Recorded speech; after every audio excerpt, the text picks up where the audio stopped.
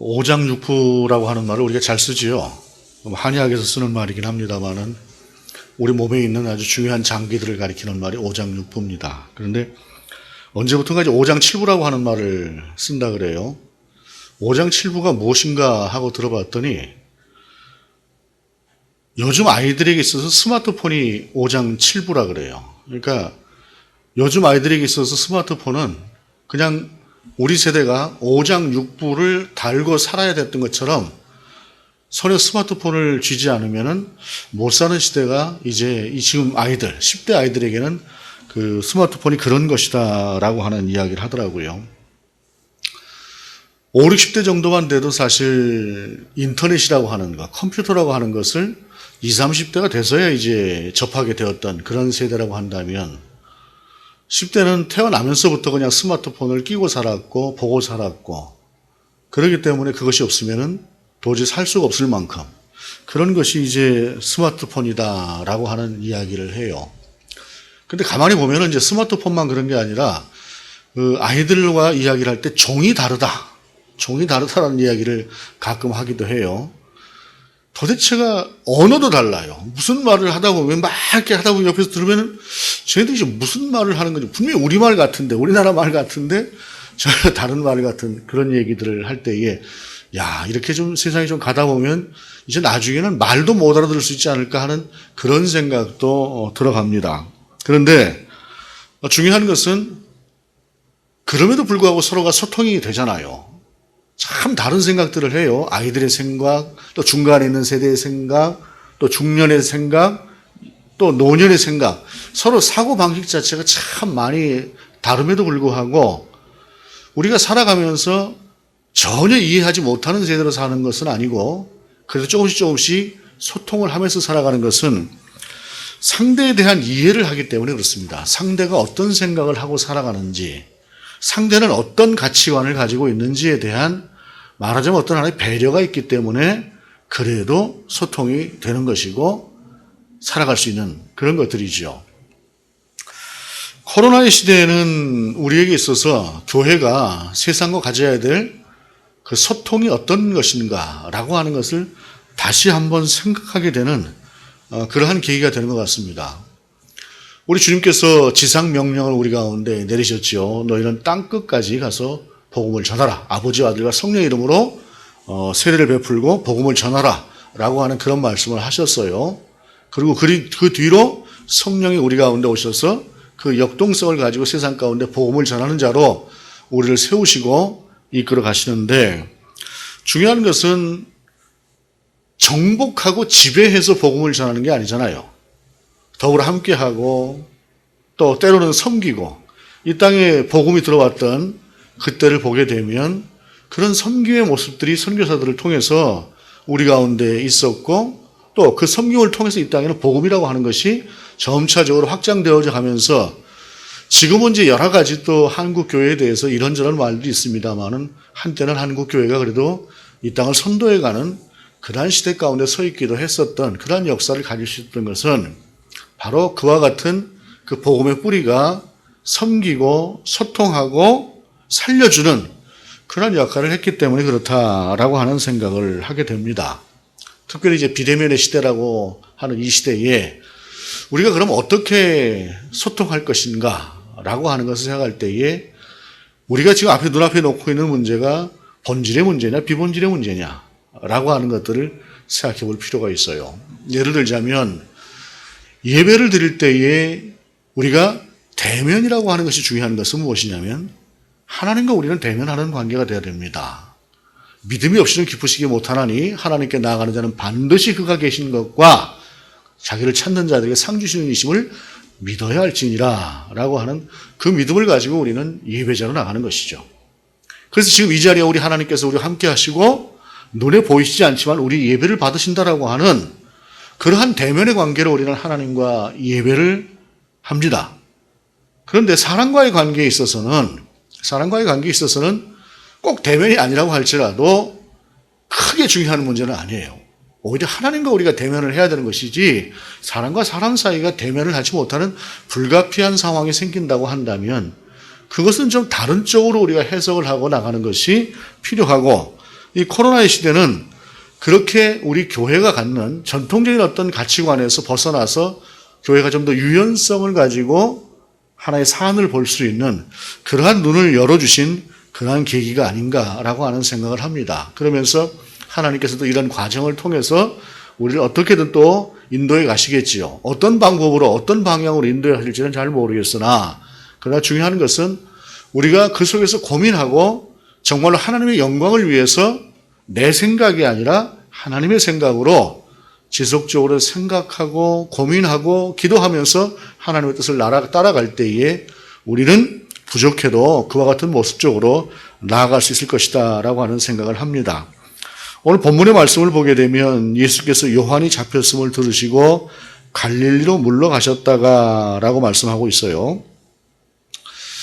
사실 이제 오늘 본문은 요한이 잡혔다는 소식과 함께 예수님께서 처음 사역을 시작하시는 것을 바로 그때로 연결을 해서 바로 이어가고 있으나 사실 예수님께서 사역을 하시면서 하셨던 그 기간에 그 세례 요한도 같이 한쪽에서 함께 복음을 전하는 자로 서 있었고 그 기간이 상당 기간 있었어요. 그런데 오늘 본문은 그 과정 모든 걸 생각을 하고 요한이 잡혔다라고 하는 것으로 바로 이제 말씀을 시작하고 있는데 요한이 어떻게 해서 잡혔습니까?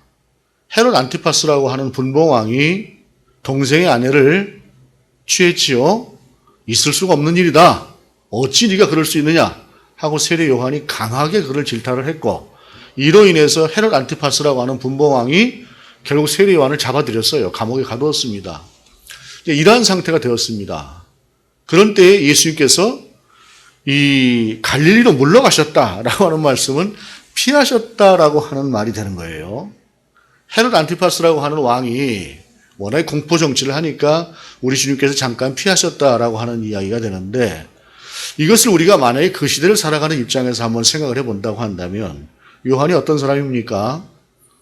예수님께서 이 땅에 공생애를 시작하시는 그 자리에서 우리 주님을 소개했던 사람입니다. 나는 신발끈을 풀지도 못할 만큼 당신과는 비교가 되지 않는 사람입니다. 라고 하면서 당대 그 최고의 선지자였던 세례 요한이 자기 자신을 바짝 낮추고 우리 주님을 높였던 사람이지요. 더군다나 세례 요한은 지금 옥에 갇힌 것이 그가 어떤 잘못을 해서 옥에 갇힌 것이 아니라 정의를 구현하고 이 땅에 바른 하나님의 뜻을 선포하다가 세례 요한이 잡힌 것 아니겠습니까? 그렇다고 한다면 세례 요한을 좀 도와주셔야지 우리 주님께서 어떻게 이렇게 피하실 수가 있을까? 조금 안 좋게 생각하면은 도망을 가셔? 이렇게 생각할 수 있는 여지가 분명히 이 안에 있어요. 그런데 오늘 본문은 뭐라고 말씀하시냐면은 이는 선지자 이사야를 통하여 하신 말씀을 이루려 하심이라 라고 말씀하고 있어요. 겉으로 볼 땐 이해가 안 되는 그러한 모습이죠. 우리 주님께서 왜 그러실까? 라고 하는 그 능력 많으신 이가 헤롯 안티파스 정도 제압하실 수 있잖아요. 그런데 왜 주님께서 갈릴리를 피하셨지? 라고 하는 생각을 할 수 있으나 그 전에 함께 있을 때에 근데 본문은 말씀을 이루려 하나님의 뜻을 이루려고 우리 주님께서 그렇게 하셨다라고 하는 것을 말씀하고 있는 것이에요. 그것은 선지자 이사야를 통해서 이사야 9장 속에서 말씀하셨던 500년도 그 전에 말씀하셨던 그 약속의 말씀이 이제 마침내 이루어지게 되는 그러한 때에 바로 그 말씀대로 우리 주님께서 사역을 감당하시기 위해서 그러셨다라고 하는 것을 볼 수가 있는 것이에요. 이 세상을 살다 보면은 우리의 눈으로는 우리의 생각으로는 도저히 이해가 안 되는 부분들이 참 많이 있습니다. 그럴 때 우리는 고민스럽고 또 힘들어하기도 하고 또 하나님 앞에서 때로는 원망의 마음을 가질 때도 있습니다. 얼마 전에 이런 얘기를 들었어요. 어느 교회에 집사님 한 분이 계셨는데 참 교회를 잘 섬기고 신앙생활을 잘하는 것처럼 이렇게 보였던 그런 집사님이 계셨는데 어느 순간인가 교회를 안 나오기 시작을 하시더래요. 이제 목사님은 나름대로 이제 이분이 권사가 되셨으면 좋겠다라고 하는 이제 그런 생각을 하고 있었던 터에 이 집사님이 이제 교회를 안 나오시니까 이제 찾아갔어요. 찾아갔는데 왜 교회를 안 나오시는지 전혀 이야기를 하지 않고 속에 있는 이야기를 전혀 하지 않고 있던 그런 때에 계속해서 이제 이야기를 하다 보니까 드디어 마음을 털어놓고 이야기를 하는 것이 무엇이냐면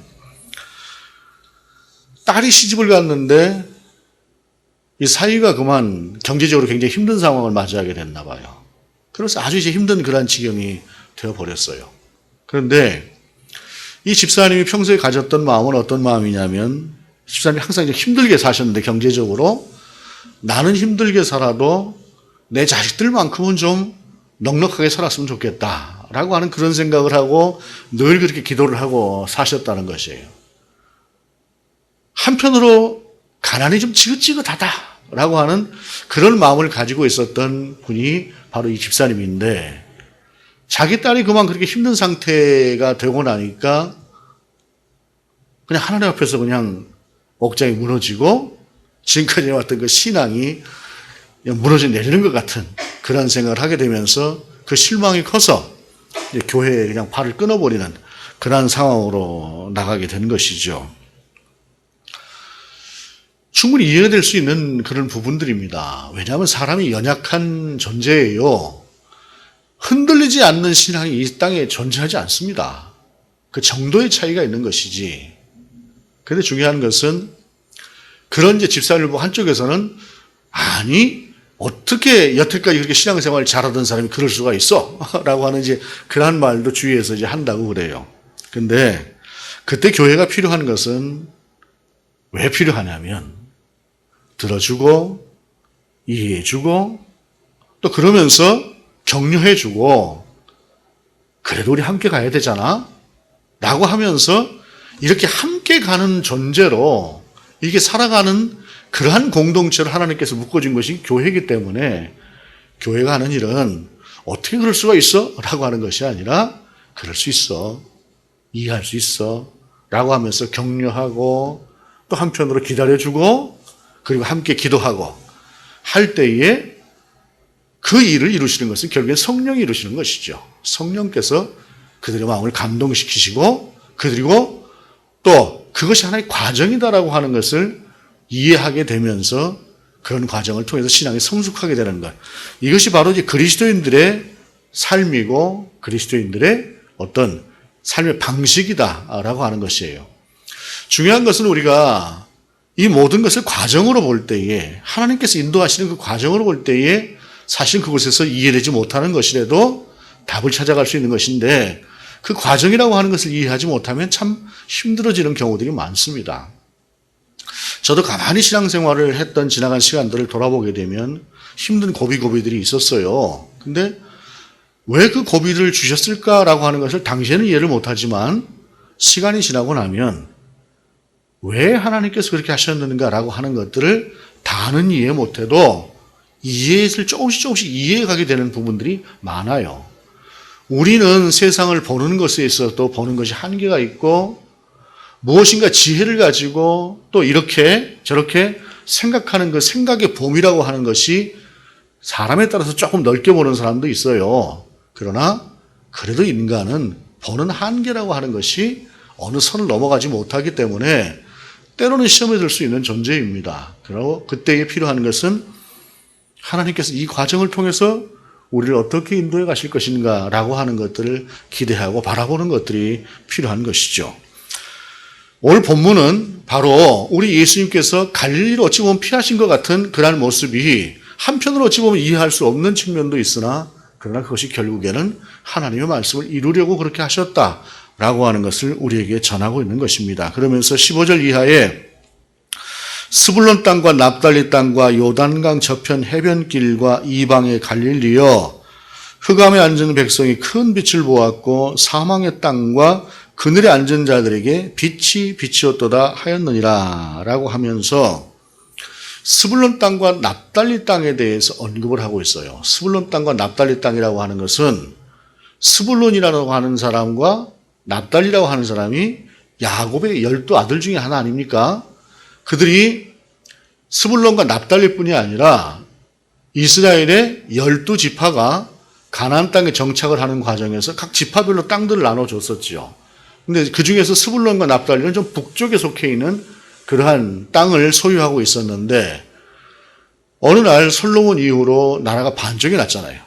북쪽에 있는 왕국, 남쪽에 있는 왕국으로 나라가 반쪽이 났는데, 북쪽이 자기들 나름대로 좀 뭔가 정체성을 가지고 해보려고 하다가 그만 하나님을 떠나고 그러면서 북이스라엘이 먼저 망해버렸어요. 그리고 스불론 땅, 납달리 땅, 스불론 지파, 납달리 지파가 있던 지역은 갈릴리 그 주변 지역이었는데 이때 당시 아수르가 들어와서 그 땅에다 이방인들을 데려다가 놓으면서 이스라엘의 정체성이라고 하는 것을 흔들어버리고 그들은 그렇게 되면서 어떻게 보면 이방인처럼 똑같은 아브라함의 자손이고 하나님의 백성임에도 불구하고 이방인과도 같은 모습으로 그들이 변해버리는 그러한 상황을 맞이하게 되면서 어찌 보게 되면 하나님의 백성이 끊어지는 것처럼 그렇게 보였던 곳이 바로 그 지역이었는데 메시아가 오시면서 이사야 9장에서는 메시아가 오실 때 그 땅을 회복시킬 것이다. 흑암에 앉은 백성이 큰 빛을 보게 될 것이다. 라고 하는 그 약속을 하셨고 마침내 메시아가 오셨을 때 메시아는 그 땅으로 가서 그 땅의 복음을 전하게 되었다. 라고 하는 것을 본문은 말씀하고 있는 것입니다. 오늘날로 보자면 사람이 많고 또 교회가 많고 하는 또 예루살렘 성전이 있고 하는 그런 예루살렘에서 주님께서 복음을 전하신 것이 효율적인 것처럼 보였을 수도 있으나 그러나 하나님께서 이미 그 지역에 대한 회복을 말씀하셨고 그리고 실제로 메시아가 오셨을 때 메시아는 그 지역으로 가서 복음을 전하면서 그곳에서 그 어둠에 있던 땅을 회복시키는 역사를 감당하셨다라고 하는 것을 말씀하고 있는 것입니다. 그러면서 17절을 보게 되면 이때부터 예수께서 비로소 전파하여 이르시되 회개하라 천국이 가까이 왔느니라 하시더라 라고 하면서 우리 주님께서 복음을 전하셨던 그 첫 번째 말씀이 회개하라 천국이 가까이 왔다 라고 선포하셨다라고 하는 말씀이에요. 마가복음도 예수님의 그 첫 일성이 회개하라 하나님의 나라가 가까이 왔다 라고 말씀하고 있는데 마가복음은 하나님의 나라라고 하는 표현을 쓰고 있고 마태복음은 하늘나라 천국이라고 하는 표현을 쓰고 있어요. 하나님의 나라는 바실레아 투 데우라고 하는 헬라어고 천국은 바실레아 톤 우라논이라고 하는 그러한 단어인데 왜 한쪽은 하나님의 나라고 왜 한쪽은 하늘나라일까? 라고 하는 것이 사실은 상당히 의미가 있어요. 마태복음은 유대인들을 배려해서 쓰여진 복음서입니다. 누가복음은 이방인들을 배려해서 쓰여진 복음서라고 한다면 그런데 유대인들의 특징이라고 하는 것이 뭐냐면 유대인들은 하나님의 이름을 입에 올리는 것조차도 부담스러워해요. 감히 어떻게 사람이 하나님을 입에다 이렇게 쉽게 담어 이렇게 생각을 하는 사람들이 유대인들입니다. 그래서 유대인 서기관들이 성경을 필사를 해요. 오늘날처럼 뭐 이렇게 책으로 이렇게 돼 있는 것도 아니고 가죽이나 이런 종이에다가 성경을 기록을 해 놓으면은 이게 이제 수십 년 지나고 나면 해지잖아요. 그러면 똑같이 그 성경을 다시 기록을 해서 다시 그 말씀을 후대로 전하고 하는 그 일들을 하는 것이 서기관인데 이 서기관들이 필사를 하는 과정을 보면 참 재미있어요. 뭐냐면 하나님이라고 하는 단어가 나오거나 여호와라고 하는 단어가 나오거나 하나님 이름인 그 단어가 나오면은 딱 그 자리에서 붓을 넣고 가서 목욕을 하고 몸을 깨끗하게 씻고 와서 하나님이라고 딱 씁니다. 그래서 성경에 여호와라고 하는 단어가 많이 나오는 그러한 분들이 있어요. 그러면 한자 써놓고 가서 또 씻고 오고 한자 써놓고 또 씻고 올 만큼 하나님이라고 하는 그 이름을 또는 하나님이라고 하는 호칭을 입에 담는 것조차도 그들은 굉장히 이렇게 조심을 했어요. 그러다 보니까 마가복음은 하나님의 나라, 그러니까 하나님이라고 하는 그 이름을 쉽게 쓰지만 마태복음은 하나님이라고 하는 그 이름도 쉽게 못 써서 하나님을 상징하는 하늘이라고 하는 단어를 가져와서 하늘나라라고 하는 표현을 쓰고 있다는 것이에요. 그런데 본문은 회개하라 천국이 가까이 왔다라고 말씀하시는 것입니다. 그 어렵게 느껴지는 그 이름을 부르는 것조차도 감히 쉽게 하지 못했던 그 하나님이 그 하나님의 통치가 이 땅 가운데 왔다라고 하는 것을 전하고 있는 것이 천국이 가까이 왔다라고 하는 이 말씀. 특별히 마태복음에서 하나님의 나라가 아닌 하늘나라, 천국이라고 하는 표현을 쓰고 있는 그 안에 들어있는 하나의 정서다라고 하는 사실입니다.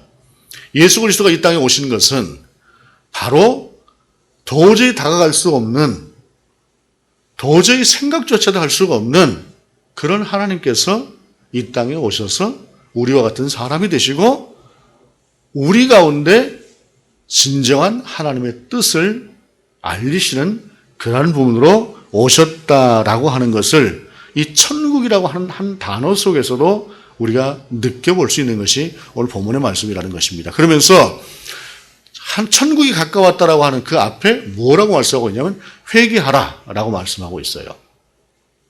회개하라라고 하는 것은 죄에서 돌이킨다는 말이기도 하지만 또 한 가지는 이 회개의 의미는 본질로 보는 시각의 교정, 이러한 의미가 이 안에 포함이 되어져 있어요.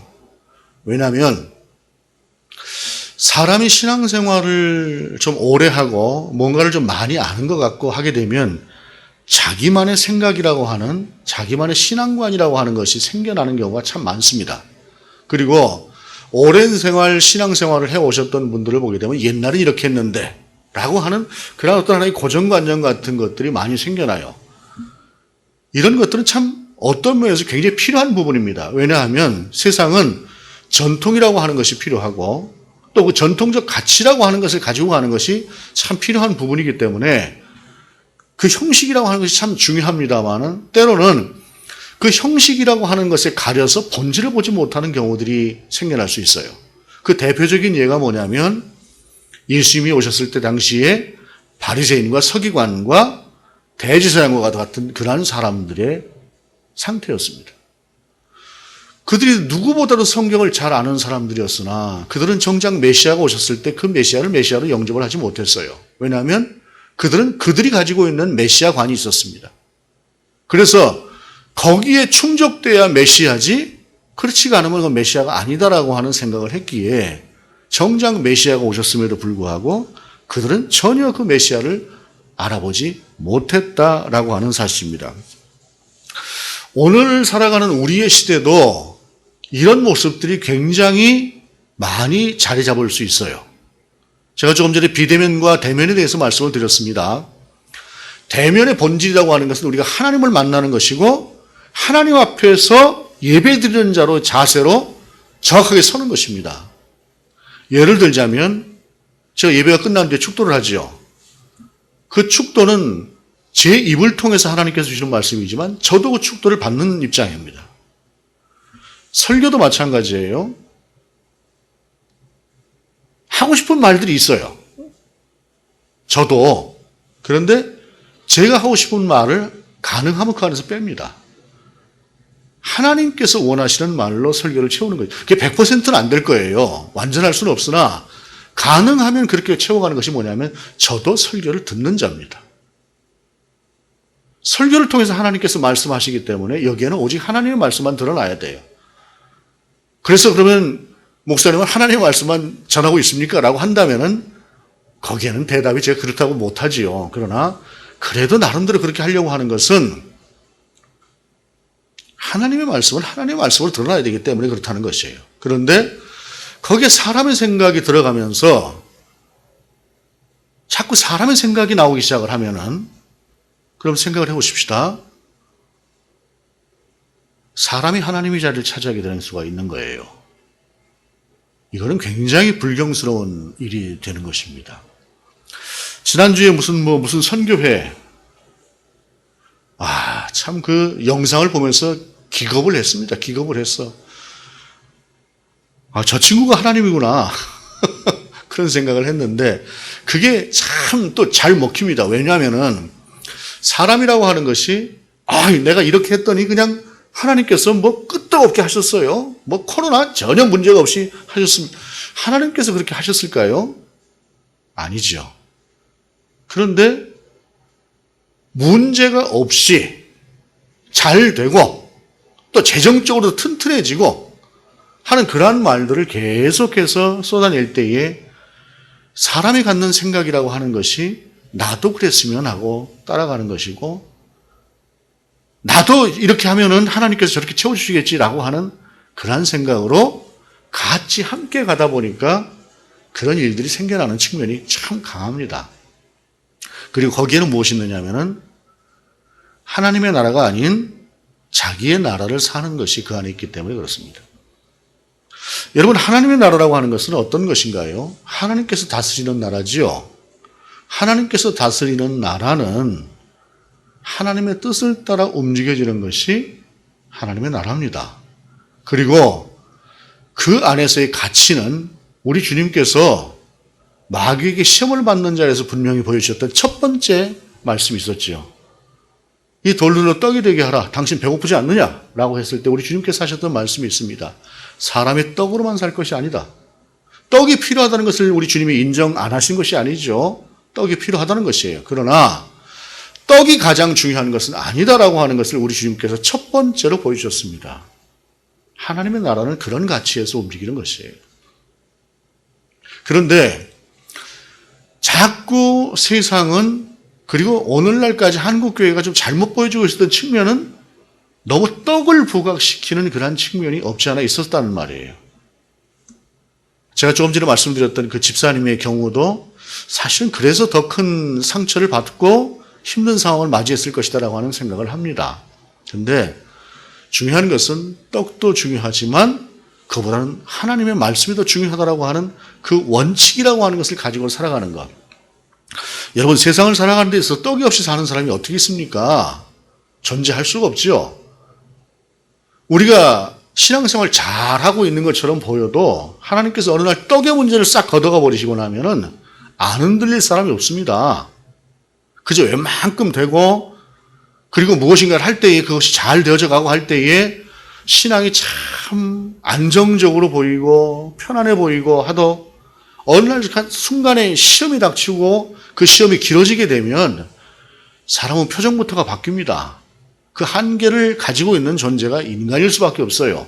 하나님이 그걸 절대 모르시지 않습니다. 그럼에도 불구하고 하나님의 나라, 천국을 사는 사람에게 있어서 필요한 것은 천국의 가치를 가지고 살아가는 것이 필요한데 그렇지가 않은 그러한 모습들을 많이 보여주고 있고, 정말로 세상에 무엇인가 빛으로 소금으로서의 역할을 감당하는 것이 아니라 세상에 두려움을 주는 그러한 존재로 교회가 있어서는 안 된다고 하는 것들을 알아가는 과정 가운데 우리 한국교회가 있다고 생각을 합니다. 너무 지나치게 그동안 가지고 왔었던 고정관념이라고 하는 것들이 커서 그것이 쉽게 무너지지는 않아요. 그런데 이러한 과정들을 통해서 하나씩 하나씩 배워가는 것입니다. 절대 다수는 이런 것들을 배워가고 있고, 그 절대 다수는 바로 하나님께서 이 시대에 무엇을 원하시는가라고 하는 문제에 고민하면서 하나님이 원하신 쪽으로 반응을 해나가고 있는 것이 현재 우리 교회들의 모습이다라고 하는 것입니다. 일부의 사람들이 좀 이상하게 그렇게 하고 있음에도 불구하고, 또한 일부의 사람들이 지나치게 하나님의 나라, 천국의 가치가 아닌 이 땅의 가치에만 매몰되어서 그것이 최고인 것처럼 사람들을 호도하는 그러한 모습들을 보이고 있다고 할지라도 알곡과 가라지가 갈라지는 것처럼 하나님께서 이 시대 가운데 우리를 분명히 이끌어가고 계시다라고 하는 사실을 볼 수가 있다는 것입니다. 중요한 것은 우리가 어떤 모습, 어떤 상황 가운데 있다고 할지라도 우리는 하나님의 나라를 살아가는 사람들입니다. 하나님께서 통치하는 세상을 살아가는 사람들이고, 그 통치의 세상에서 우리의 왕이신 하나님이 우리를 인도해 가신다고 하는 사실, 그리고 그 하나님의 통치 가운데 나를 내려놓는다고 하는 사실을 우리가 분명히 인정하고 살아갈 때에 우리가 부족하고 연약한 모습을 가졌다고 할지라도 하나님께서는, 때로는 미련한 모습을 가졌다고 할지라도 하나님께서는 우리를 분명히 인도해 가실 것이다 라고 하는 사실입니다. 이 시대를 살아가면서 참 다양한 것들을 보게 되고, 그러면서 전혀 지금까지 생각하지 못했던 그러한 측면들을 보게 되는 그러한 세대가 이 코로나의 시대가 아닌가 하는 생각을 합니다. 우리가 원칙이라고 하는 것과 본질이라고 하는 것을 분명하게 생각을 하고, 그러나 그 형식이라고 하는 것은 어떻게 그 원칙과 본질에 맞춰야 될 것인가라고 하는 것들을 고민한다고 할 때에 우리의 모습이 어떠한 모습이든 우리는 교회로서 존재할 것이고 하나님의 나라를 살아가는 천국의 백성으로 존재할 수 있을 것입니다. 그 하나님의 통치가 저와 여러분 가운데 임하였고 저와 여러분의 보다 더 순종하며 보다 더 하나님의 뜻을 청종하는 그러한 자세를 우리 가운데 요구하고 있다라고 하는 것입니다. 지혜를 구할 때에 하나님께서 그 지혜를 통해서 우리를 알게 하실 것입니다. 그 은혜가 하나님의 통치하심과 하나님의 다스리심이 저와 여러분 가운데 넉넉하게 임하는 그러한 삶이 되기를 기원합니다. 기도하시겠습니다. 하나님, 천국이 가까이 왔고 하나님의 통치가 우리 가운데 임하며 우리가 주 예수 그리스도의 사람으로 온전한 천국의 백성, 하나님 나라의 백성이 되었음을 다시 한번 고백하오니 주여 우리를 인도하시고 우리가 성령을 따라 오직 주님의 길을 바라보고 나아가는 삶이 될 수 있도록 인도하여 주옵소서. 또한 우리의 연약한 부분도 기억하여 주옵소서. 하나님, 또한 우리의 필요 가운데도 응답하여 주옵시고 주님의 그 역사를 또한 우리 가운데도 드러내 보여주옵소서. 주 예수 그리스도 이름으로 기도드립니다. 아멘.